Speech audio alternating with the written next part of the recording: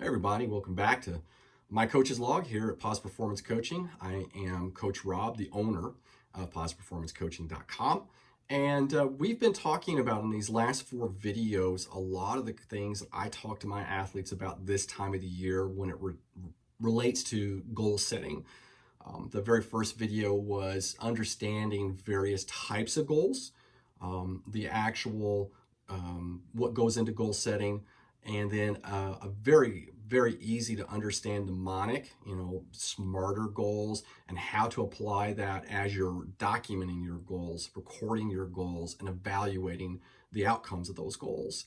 And then lastly, what I want to talk about in this video is secrets to successful goal setting. This is a follow-on. Some of this I hope doesn't sound too contrite. This is not intended to be a clickbait video or anything like that. Instead, it's kind of the last little bit of details that I want to share in this 4-part video series. Yes, this probably could have been a webinar. I just wasn't feeling up to doing another death by PowerPoint kind of presentation. So instead, I decided to do this 4-part series. And let's go ahead and jump right into this. It's going to be pretty quick, I think, compared to some of the others. We've already talked a lot about what goes into goal setting, but I cannot make this any clearer, and that is make these goals concise and simple and specific. That is so clear.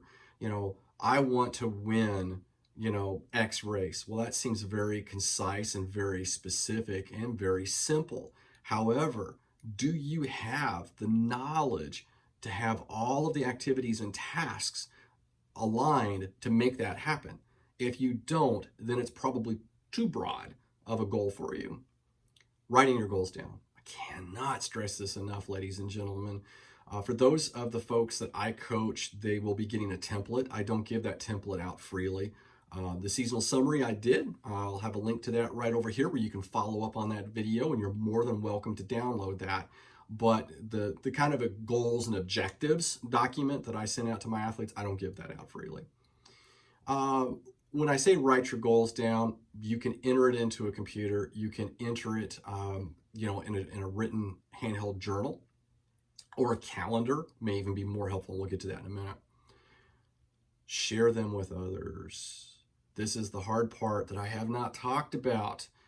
When we talk about setting performance-oriented or outcome-based oriented or outcome goals and sharing those, that can be tricky. You're setting yourself up for something. You are now making yourself accountable to somebody else. Because let me tell you, if you miss that date and you miss that number and you're telling a buddy, a teammate, a friend, a significant other, a spouse, a family member, a parent, a guardian, whatever it is, they're going to look at you and say, hey, it's February. Did you reach that goal? When you're going to go, no. That's hard. The other thing that's hard about this is being careful who you share your goals with. Not all teammates are created equal. Some of your teammates are fellow competitors.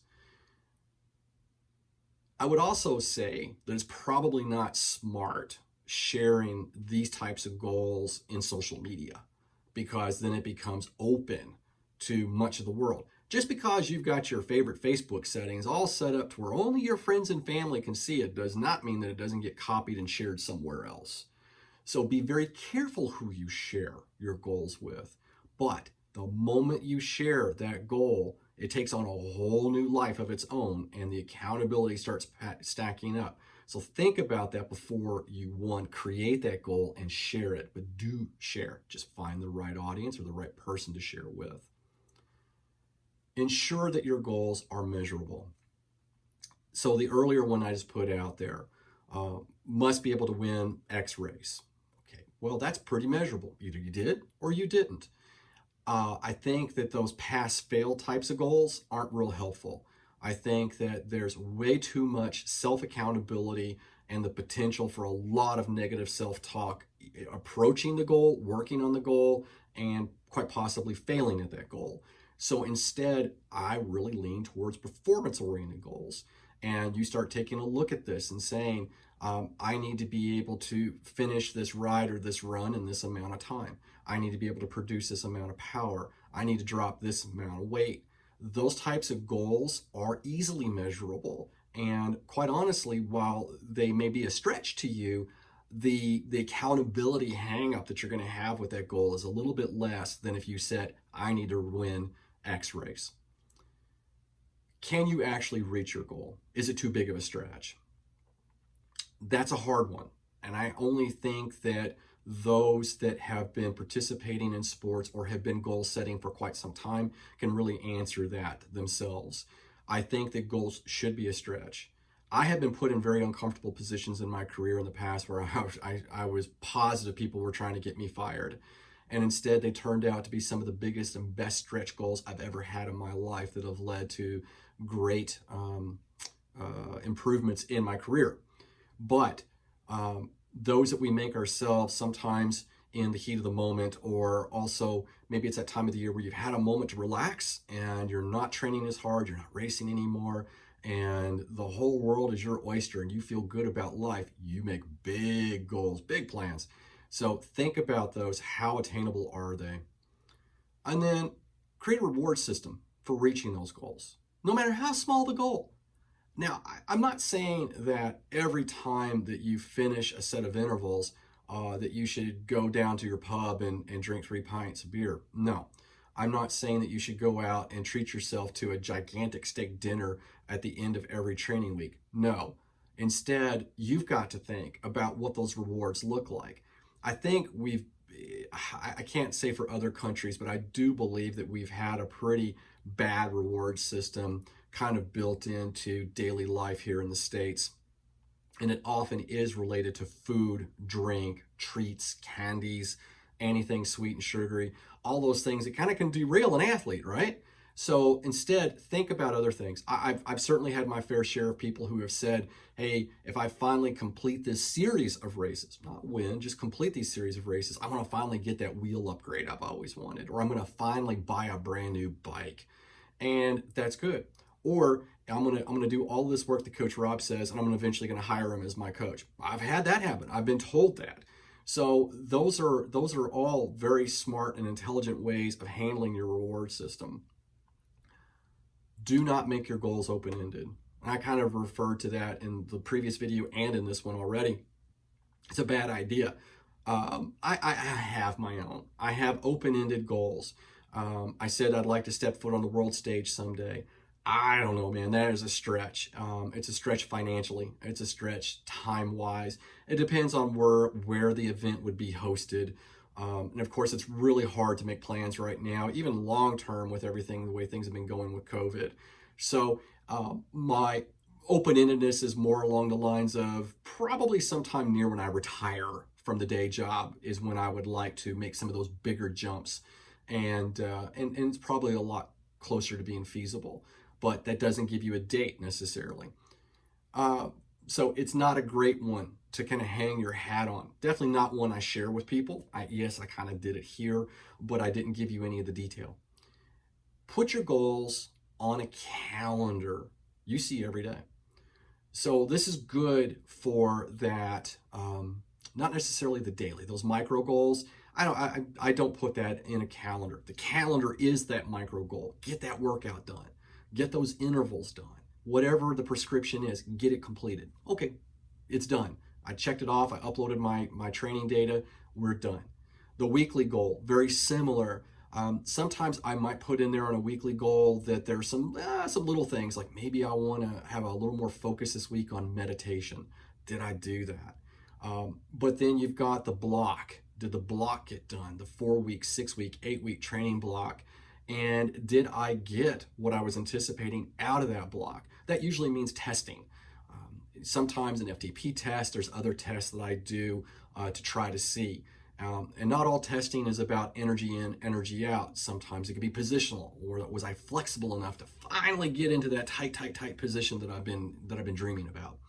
So there's all kinds of things there. I think the more important ones are those more outcome-oriented based goals. Every race, every major event that I'm going to be participating in is in a calendar, and I will see that, and I'm told in my calendar how many weeks away is that first event or that next event. And some of these, like I said, are events. They're not always just races. Like, say, for instance, I intend to probably head back to the mountains this spring. We were going to do it this year, but pandemic broke out and we decided not to make that trip, and we postponed it until this coming year. So I have to make sure that a lot of things are ready to go in time for that. One, I want the fitness so that I can be out and climb comfortably. I want my weight down so I can see my times come down on some of these climbs. I also want to make sure that my bike is okay. So there's going to have to be some updates and some maintenance work that has to be done, maybe even replacing one. It's getting up there in age. So that being said, there's a lot hanging on that date, and it puts it in my field of vision that it's always there, that I'm always thinking about it. Okay, everybody, that's it. I said this was going to be a little bit shorter than the other ones. I appreciate everybody. This has been so much fun doing this series, doing the whole coach's log. Everything here on this channel has really surprised me. If you're not familiar with some of my earlier work, I'm also the host of the Endurance Quickcast out on iTunes and other podcasting services. We have not released any audio updates since 2018. That could change in the new year. I don't know. I'm not promising anything. I do have a lot of content that I've recorded since I kind of hung up the headphones. Prior to that, I was the founder and writer and one of the hosts of the Cycling 360 podcast, which at the time was the top podcast in the world on cycling. That has been gone for quite some time. But don't forget to check out the blog out at posperformancecoaching.com. There are somewhere in the neighborhood of 200 blog posts at the website, and we talk about goal setting and other things to think about at the end of the season. And of course, this video series, we're quickly approaching 100 videos. The Endurance Quickcast was about 100 plus videos or audio files. I apologize. They're all out there at positiveperformancecoaching.com. You're also going to see that I've been discounting my rates at PPC, and please feel free. I'm looking for about 3 to 4 athletes for the new year, and I'd like for it to be you. Give me a call, find me out on, go under the About menu and look at the Contact Us area, and you will find how to get in touch with me. All right, everybody, have a great training week, and we will talk again very soon.